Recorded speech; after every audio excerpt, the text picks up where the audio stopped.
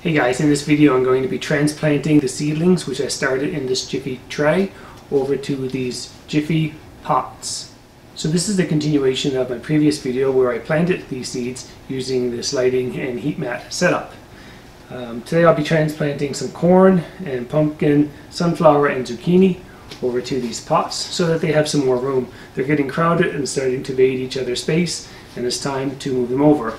So I picked these Jiffy pots because they are biodegradable. All I need to do is plant the actual plant right into the pot, and then when it comes time to plant them outside, I can just plant the pot outside. And you can make these yourself out of newspaper. The advantage is they just go right in the ground. You don't need to pour them out anymore. You just plant them in with the cardboard and all, and that's all you need to do. The disadvantage is you have to buy them every year if you decide to go this route. So I haven't used these before, so I'm going to give them a try this year. So let's get this light moved out of the way.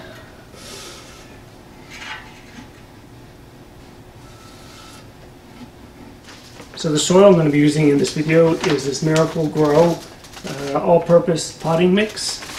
It's about $10, $11 from Costco, and the pricing on these pots is about $2.50 Canadian, of course, for 6. So what I'll be doing first is putting the soil into a pot, and you want to pack it down a little bit but not too tight, and then take your plant, and you can see the roots starting to come through there, so I was able to remove it without damaging the roots. And then as you're planting it, put soil around it, and then you can tuck it into place so it's tight, so that the plant doesn't wiggle loose and it can get some good rooting. And of course they're still quite fragile, so you don't want to damage it. And you want to leave some room on the top so that you can water it. So what I'll be doing now is just adding a little bit of water.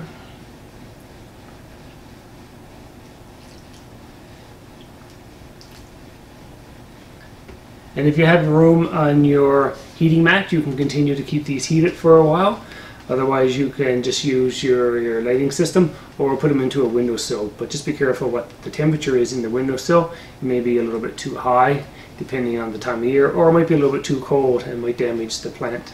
And then after you transplant each one, is a good idea to write on it what it is. Alright, so I'm just going to go ahead and get the rest of these transplanted.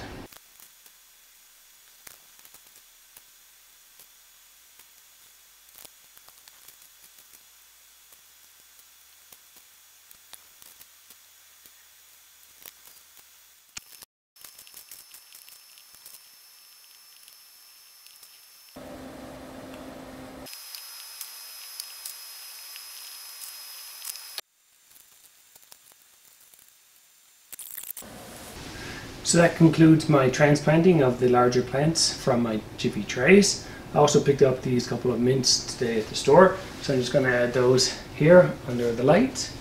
They're not on the heat mat, but that's okay. They haven't been on the heat mat for a while, and they should grow there just fine. I'm going to lower my light again. This time I don't want it quite as low because it has to go all the way out to the edge of the table. So I'm going to leave it about right there.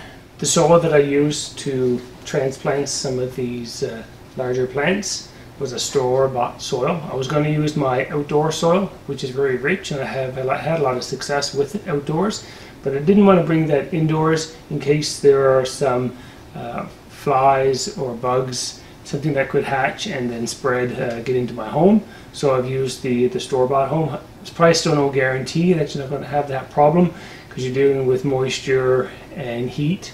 And if there are a type of eggs or anything like that in it, that could probably hatch and end up in your home. So just keep an eye out for that. I've noticed a couple of little flies in my home around this area because of the moisture and then the smell, of course, of the soil. Some of the Jiffy pellets have a funny odor coming from them. I'm not sure if it's just natural as the soil is just being wet, or if the seed is starting to rot in a few cases and then cause an odor. So I'm just going to give it some more time on the seeds that have not yet germinated. I'm going to give them some more time, and if they haven't germinated within their allotted time frame on the instructions from the seeds, I'm going to have to toss those and try again. So that concludes my video on this stage of the growing process. If you want to see what else I'm up to in the garden, please subscribe to my channel.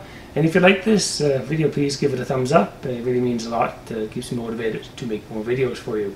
Okay, thanks for watching.